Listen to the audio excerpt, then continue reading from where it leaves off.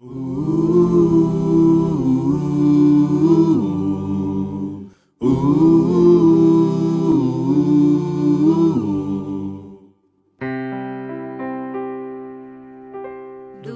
teu falar, ó Salvador, jamais vou duvidar, é encorajador. Alimento Diário, série Deus nos chama para o seu reino e glória. Título do volume 3, A vacina divina contra o vírus da iniquidade. Autor Esdras Mar. Título da semana 3, O mistério da iniquidade, parte 2. Quarta-feira. Ler com oração 1 Timóteo capítulo 1, versículos 3 e 4, que diz: Quando eu estava de viagem rumo da Macedônia, te roguei permanecesses ainda em Éfeso, para admoestares a certas pessoas, a fim de que não ensinem outra doutrina, nem se ocupem com fábulas e genealogias sem fim, que antes promovem discussões do que o serviço de Deus na fé. Valorizar a palavra de Deus. Paulo exorta os irmãos a não ser influenciados na mente nem ficar alarmados, quer por espírito, quer por palavra, quer por epístola, como se procedesse de nós, supondo tenha chegado o dia do Senhor. 2 Tessalonicenses capítulo 2, versículo 2. O apóstolo explica que o dia do Senhor ainda não havia chegado. Ninguém de nenhum modo vos engane, porque isto não acontecerá sem que primeiro venha a apostasia e seja revelado o homem da iniquidade, o filho da perdição. Versículo 3. Essa apostasia já é vista hoje no mundo, com respeito à moralidade e às verdades. Mesmo no cristianismo está havendo um desvio.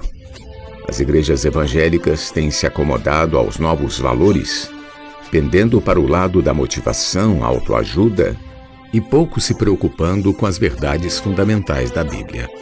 O que Paulo diz nesse trecho é que a vinda pública do Senhor só ocorrerá após a aparição do Anticristo no fim da grande tribulação. Sobre o Anticristo, o homem da iniquidade, ele escreveu: o qual se opõe e se levanta contra tudo que se chama Deus ou é objeto de culto, a ponto de assentar-se no santuário de Deus, ostentando-se como se fosse o próprio Deus. Não vos recordais de que ainda convosco eu costumava dizer-vos estas coisas? E agora sabeis o que o detém, para que ele seja revelado somente em ocasião própria. 2 Tessalonicenses capítulo 2, versículos do 4 ao 6. Não sabemos o que o detém, pois Paulo não especificou em suas cartas, mas ele afirmou que os tessalonicenses sabiam. A ocasião própria refere-se à grande tribulação.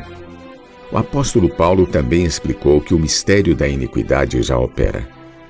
Com efeito, o mistério da iniquidade já opera e aguarda somente que seja afastado aquele que agora o detém. 2 Tessalonicenses capítulo 2, versículo 7. Existe algo misterioso que ninguém nota, operando nos bastidores e que aguarda somente que seja afastado aquele que agora o detém.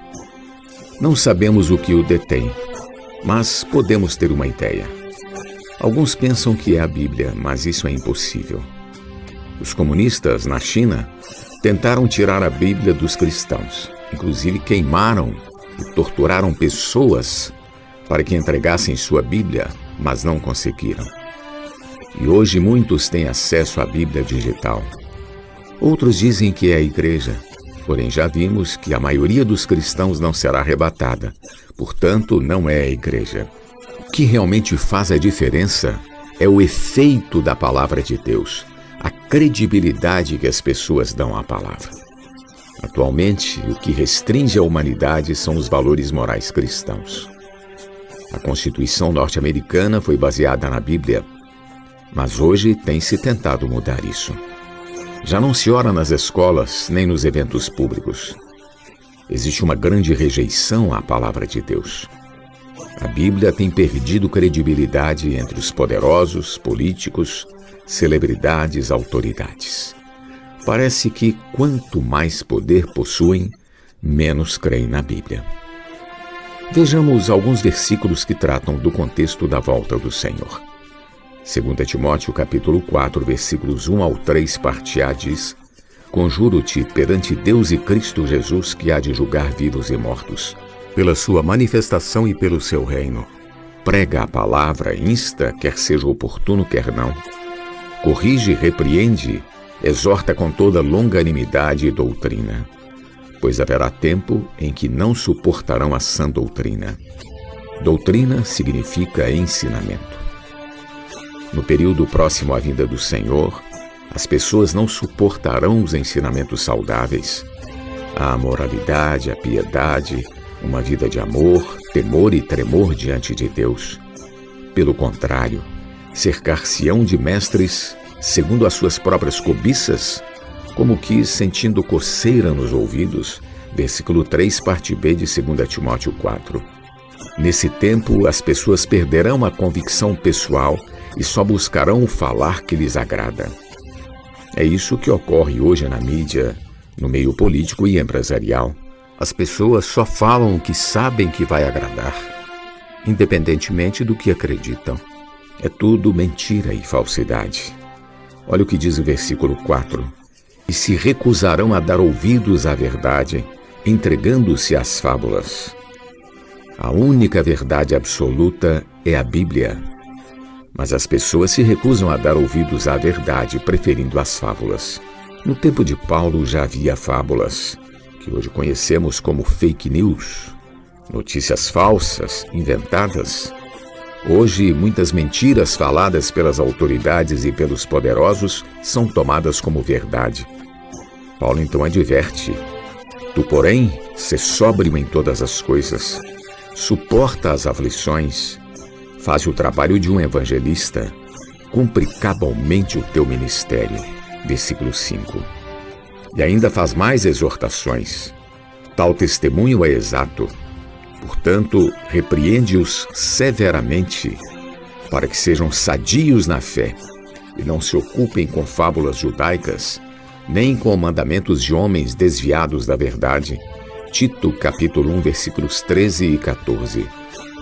A tendência é as pessoas se envolverem cada vez mais com fábulas e notícias inventadas para enganar o público. Quem determina as leis hoje são homens desviados da verdade. Essa é a tendência do tempo do fim, é o mistério da iniquidade agindo. Tais coisas podem afetar as igrejas, por isso Paulo recomendou a Timóteo que exortasse a liderança da igreja em Éfeso. 1 Timóteo capítulo 1, versículos 3 e 4 diz: Quando eu estava de viagem rumo da Macedônia, te roguei permanecesses ainda em Éfeso para admoestares a certas pessoas, a fim de que não ensinem outra doutrina, nem se ocupem com fábulas e genealogias sem fim, que antes promovem discussões do que o serviço de Deus na fé. Essas certas pessoas são a liderança das igrejas. Hoje temos a palavra fundamental e a palavra profética, que é a palavra que o Senhor nos tem falado. Vamos valorizar o que o Senhor nos tem dado na igreja. Não nos devemos ocupar com fábulas e genealogias sem fim, com fake news, que antes promovem discussões do que o serviço de Deus na fé. A palavra serviço aqui é economia. A expressão economia de Deus é muito especial, porque foi o Senhor quem nos revelou. É o plano universal de Deus que Ele mesmo preparou para nós. Estamos inseridos em algo muito grande, a economia de Deus. Querido leitor, não nos ocupemos com fábulas e genealogias sem fim.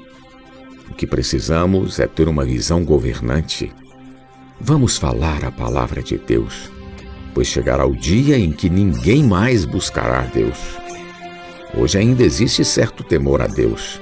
Isso restringe as pessoas, mas chegará o dia em que os valores morais desaparecerão totalmente e as pessoas nem sequer ouvirão mais a própria consciência.